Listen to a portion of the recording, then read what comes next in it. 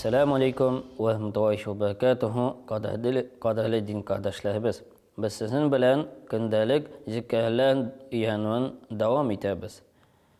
Kilesi zikirler şu ay namazdan sonra aytilar turgan zikirler. Qaysilarini hazır arabça aytamiz, onların tercümesini de aytamiz inşallah. La havle ve la kuvvete illa billahil aliyyil azim. ما شاء الله كان وما لم يشأ لم يكن. قبطوا بجماعة لا حول ولا قوة إلا بالله العلي العظيم ما شاء الله كان وما لم يشأ لم يكن. Tercümesinde kahik cemaat tercümesi şu bu. Allah Teala'da bo'lgan kuch qudrat hem kuvvet hiç şüphesiz başka bir zatta da yok.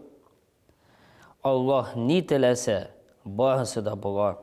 O tilemegen nese bulmayı. Bah bizga da duada zikirde yaşayan nasip olsun. Esselamu aleyküm ve rahmetullahi ve berekatuhu.